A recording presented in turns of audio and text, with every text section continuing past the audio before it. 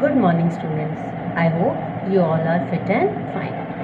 So today we are going to start our new chapter of history, that is ruling the rural areas. So पहले जो previous chapter हमने पढ़ा उसमें हमने देखा कि कैसे ब्रिटिशर्स यहाँ पर ट्रेडर्स बनकर आए थे और धीरे धीरे कैसे उन्होंने इंडिया में बहुत सारी जगह पर अपना प्रभुत्व स्थापित कर लिया, अपने आप को एक पॉलिटिकल पावर के रूप में यहाँ पर इस्टेब्लिश कर लिया। तो अब हम उसके आगे के बारे में जानेंगे कि कैसे उन्होंने धीरे धीरे अपना राज्य स्थापित करा और हमारे लोगों को एक्सप्लॉइट करना शुरू कर दिया। तो सबसे पहले हमने जाना था कि जैसे बैटल ऑफ बक्सर हुआ, उसके बाद ईस्ट इंडिया कंपनी को बंगाल, बिहार और उड़ीसा से क्या मिल गए थे? रेवेन्यू कलेक्ट करने का अधिकार मिल गया था। तो उन्होंने क्या करा, जब उनको ब्रिटिशर्स को इंडियन टेरिटरीज़ की पावर को कंट्रोल करने का हक मिल गया, तो फिर अब यहाँ पर अपनी पावर जमाने के लिए उन्हें क्या चाहिए थी? पैसों की ज़रूरत थी, मनी चाहिए थी। किस चीज़ के लिए? Bear the cost of maintaining the administrative structure, यहाँ अपने एडमिनिस्ट्रेटिव स्ट्रक्चर को मेंटेन करने के लिए। Meet war expenses and funds for buying Indian goods for exporting to England, और फिर उन्हें इंडियन मार्केट से सामान खरीदने के लिए और उसको इंग्लैंड एक्सपोर्ट करने के लिए भी पैसा चाहिए था। तो ये सारा पैसा ईस्ट इंडिया कंपनी इंडियन लोगों से रेवेन्यू के थ्रू वसूलना चाहती थी। The only aim of the company was to make as much money as possible. तो कंपनी का मेन एम क्या था कि जितना पैसा हो सके यहाँ से बनाया जाए। अब क्या हुआ कि जो रेवेन्यू था ना, वो क्या करते थे, जैसा हमारे यहाँ पे पहले ब्रिटिशर से पहले मुगलों का राज था ना, तो जैसे मुगल लोग रेवेन्यू कलेक्ट किया करते थे, वो भी वही प्रोसीजर अपना रहे थे। पर इससे उन्हें ना इतना ज़्यादा प्रॉफिट नहीं हो पा रहा था और वो यहाँ से मैक्सिमम इनकम चाहते थे ब्रिटिश भेजना। तो क्या हुआ, उन्होंने क्या करा, आगे उसको कैसे रेवेन्यू उसको कलेक्ट करने के लिए क्या करा, उन्होंने अपनी पॉलिसीज़ बनाई, वो हम इसमें आगे पढ़ेंगे। तो सबसे पहले तो हम देखें that land revenue policy till 1793 के 1793 में ब्रिटिशर्स की पॉलिसीज़ कैसी थी। तब prior to the arrival of the British, villages in India were largely self sufficient units. तो ब्रिटिशर्स के आने से पहले ना राजा जो होते थे, जिनके भी हिस्से का राज होता था किंगडम्स में या एम्पायर्स पे, वो क्या करते थे, अपने लोगों को, इकतदार हुआ करते थे या सूबेदार होते थे, उनको क्या करते थे कि अपने गांव दे दिया करते थे। तो वो लोग भी इंडियंस ही थे, तो वो अपने लोगों का, गांव के लोगों का ध्यान भी रखते थे और उनसे क्या किया करते थे, रेवेन्यू लेकर राजा को जमा करा दिया करते थे। जैसे the primary occupation in village was agriculture. तो प्राइमरी ऑक्यूपेशन जो था वो एग्रीकल्चर था, खेती बाड़ी। Farmer own the land, they tilted and paid a part of the yield as a tax to the king. Besides, some people were also engaged in art and craft like pottery making and iron smelting. मतलब ज़्यादातर लोग क्या करते थे, खेती बाड़ी करते थे, और कुछ लोग क्या किया करते थे, आर्ट और क्राफ्ट भी क्या करते थे, जैसे पॉटरी मेकिंग और आयरन स्मेल्टिंग, मतलब औजार बनाना और पॉटरी बर्तन वगैरह बनाना, बहुत सारे अलग अलग काम करते थे। और अपने काम किए हुए काम में से थोड़ा सा रेवेन्यू वो किसको दिया करते थे, राजा को दिया करते थे, होमेज पे किया करते थे, टैक्स देते थे। दोनों के लिए ही अच्छे से चल रहा था।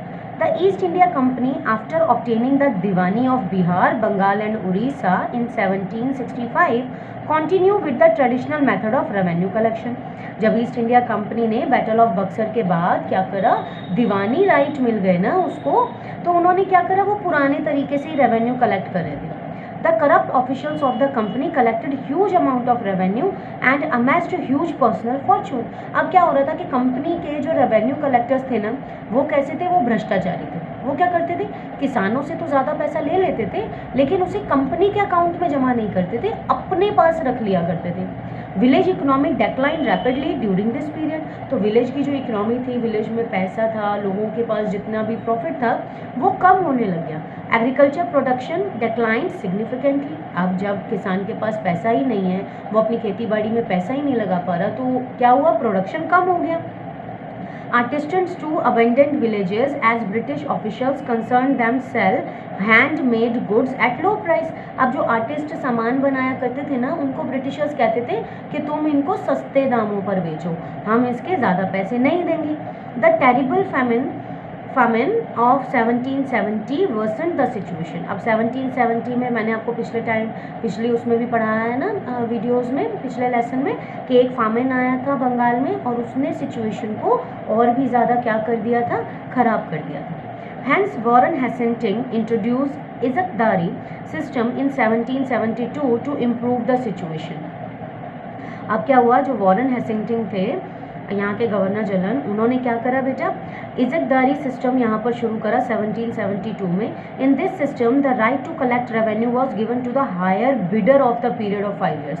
तो 5 साल में जो सबसे ज़्यादा बोली लगाएगा ना किसी भी गांव की या उसकी, कि मैं यहाँ से रेवेन्यू कलेक्ट करके दूंगा, मैं इतने पैसे दूंगा आपको, चाहे गाँव से मुझे जितने भी मिले, उसको वो क्या करते थे, रेवेन्यू कलेक्शन का काम सौंप दिया करते थे। These bidders were called the contractors, but this system too was not successful as bids were unrealistic। अब क्या होता था, बोलने के लिए तो कोई कुछ भी बोल देता था कि मैं आपको इतने पैसे दे दूंगा, लेकिन रियल में सिचुएशन कैसी रहेगी, आज कितनी फसल हुई है और अगले साल में कितनी फसल होगी, ये तो किसी को नहीं पता था। तो जितनी भी बोली लगाई जाती थी उतने पैसे जो बिडर था, जिसको कॉन्ट्रैक्टर भी बोलते थे, वो भर नहीं पाता था। तो ये वाला सिस्टम क्या हुआ, सक्सेसफुल नहीं हुआ। So the company could never realize the whole amount। तो ऐसे ना कंपनी को कभी पता ही नहीं चला कि एक एरिया से हमें कितना अमाउंट चाहिए। Moreover, there was instability in revenue as the income earned changed every year according to the bidding and real collection। अब क्या हो रहा था, हर साल ही पैसा जो था, वो अमाउंट जो था वो चेंज हो जाता था, क्योंकि बिडिंग हर साल हो रही थी। तो क्या हुआ, Therefore, in order to smoothen the revenue collection process, the company introduced three new revenue collection system। तो अब क्या हुआ, रेवेन्यू कलेक्शन सिस्टम को सुधारने के लिए कंपनी ने 3 रेवेन्यू कलेक्शन सिस्टम शुरू करे, जिनमें से कौन कौन से हैं वो, the permanent settlement system, the Mahalwari system and the Ryotwari system. Over a period of time धीरे धीरे वो लेकर आए। अब ये तीनों ही सेटलमेंट सिस्टम रेवेन्यू कलेक्शन के बहुत ज़्यादा इम्पोर्टेंस रखते हैं थ्रू आउट आवर चैप्टर्स। इसी के बारे में हम आगे पढ़ेंगे भी, और इन्हीं के ऊपर डिपेंड करता है हमारे आगे के चैप्टर्स में, जिसमें हम अलग अलग कंडीशंस को पढ़ेंगे। तो सबसे पहले हम पढ़ेंगे परमानेंट सेटलमेंट। परमानेंट सेटलमेंट जो था, इन 1793 Lord Cornwallis introduced the permanent settlement और जमींदारी बंदोबस्त इन बिहार, बंगाल, बिहार एंड उड़ीसा। तो क्या हुआ, परमानेंट सेटलमेंट कौन लेकर आए थे, लॉर्ड कॉर्नवालिस लेकर आए थे, और जिसको वो क्या बोलते थे, परमानेंट सेटलमेंट या जमींदारी बंदोबस्त। कहाँ बोलते थे, बंगाल, बिहार और उड़ीसा में। अब बंगाल, बिहार और उड़ीसा में ही क्यों लेकर आए, क्योंकि सबसे पहले यहीं पर उनको, यही तीनों जगहों पर उन्होंने जीत हासिल करी थी, बैटल ऑफ बक्सर में करी थी ना, इसलिए। चलिए, अब इसके ये परमानेंट सेटलमेंट या फिर जमींदारी बंदोबस्त के मेन फीचर्स क्या थे। The revenue to be collected was fixed permanently with no scope of revision later. इसमें क्या था कि जितना पैसा एक बार बता दिया गया कि इतना पैसा हमें मिलना चाहिए, उतना ही देना ही पड़ेगा ब्रिटिशर्स को, उसको आप क्या था, कम नहीं कर सकते थे। ठीक है। The local zamindar was to collect revenue from the peasant and pay on time to the company even if crop failed due to the flood और drought, otherwise the land would be auctioned off. This led to the emergence of a new class of absentee landholders, merchants and traders who owned land in villages but lived in towns, who from the status of tax collectors become hereditary landowners. The cultivators become their tenants। इसमें बहुत ज़्यादा ध्यान देने वाली बात यह है बेटा कि ज़मींदार, जब ये वाला सिस्टम चालू किया ना वो लॉर्ड कॉर्नवालिस ने, तो क्या हुआ कि एक ज़मींदार टाइप के लोग बहुत ज़्यादा क्या हो गए, उभर कर आए। जो लोग क्या थे, गांव में नहीं रहा करते थे, वो टाउन्स में रहा करते थे। बस जो गांव उनके हिस्से में आते थे, वहाँ से उन्हें रेवेन्यू कलेक्ट करके ब्रिटिशर्स को देना होता था। लेकिन इसमें एक ट्विस्ट ये था कि चाहे क्रॉप जो है वो फेल हो जाए, चाहे वहाँ पे बाढ़ आ गई हो, चाहे वहाँ सूखा पड़ गया हो, जितना पैसा कंपनी ने डिसाइड कर लिया कि इस हिस्से से मुझे मिलना है, उतना ज़मींदार को देना ही पड़ेगा।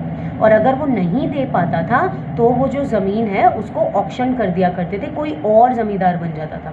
तो इसमें क्या हुआ कि ना उस टाइम पर जब लोग खुद से राजा को पे किया करते थे, तब लोगों में एक रूपता थी, समानता थी।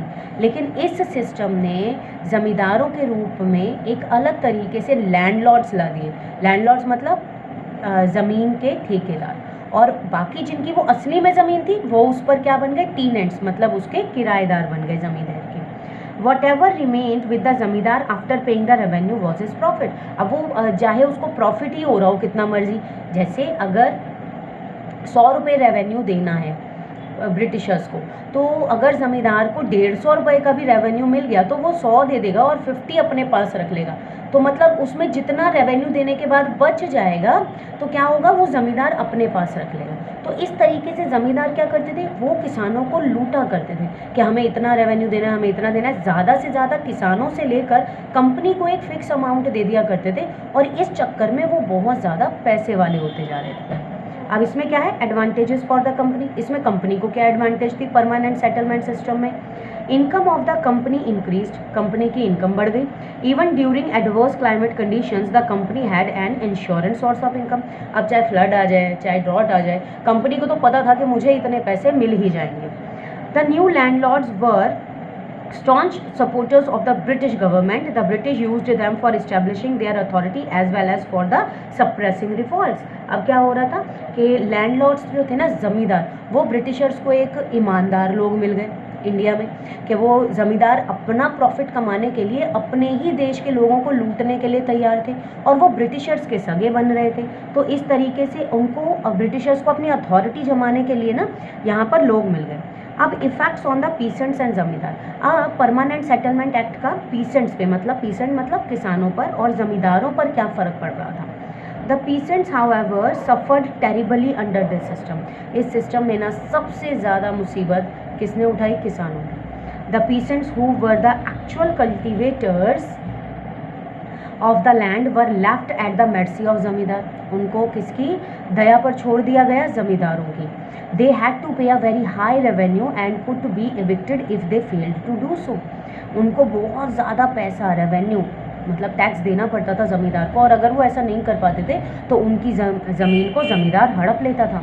In order to pay the revenue, peasants borrowed money from the money lenders and at high interest. अब वो रेवेन्यू देने के लिए पीसेंट्स क्या करते थे, मनी लेंडर्स से, मतलब ब्याज पर जो पैसे देते हैं ना, उनसे पैसे लिया करते थे बहुत ज़्यादा इंटरेस्ट पर, ब्याज पर। In case of non payment of loan their land was mortgaged and they were compelled to migrate to cities. अब क्या होता था, अगर वो ब्याज के पैसे या पूरे पैसे नहीं भर पाते थे मनी लैंडर्स को, तो वो मनी लैंडर्स उनकी जो प्रॉपर्टी होती थी, लैंड होती थी, उसको मॉर्टगेज कर लेते थे, और क्या करते थे बेचारे, उनको अपना देश, अपना गाँव छोड़कर सिटीज़ की तरफ जाना पड़ता था। The land revenue fixed was so high that even landlords barely managed. That is why in initial years many जमींदार lost their lands. अब जो ब्रिटिशर्स ने लैंड मतलब लैंड का जो रेवेन्यू रखा था ना, वो इतना ज़्यादा था कि कई ज़मींदार भी उसको पे नहीं कर पाते थे ब्रिटिशर्स को, तो ब्रिटिशर्स उन ज़मींदारों की भी ज़मीन अपने पास रख लेते थे। Neither the British nor the landlords made any investment in the land to improve agriculture production. अब क्या होता है, अगर हम ज़मीन को अच्छी खाद नहीं देंगे, अच्छे फर्टिलाइज़र्स नहीं देंगे या अच्छे बीज नहीं देंगे, तो वो हमें अच्छी फसल थोड़ी देगी। तो लेकिन ज़मींदार भी और ब्रिटिशर्स भी दोनों ही इस चीज़ में कुछ भी करना नहीं चाहते थे, सब कुछ किसानों पर छोड़ देते थे।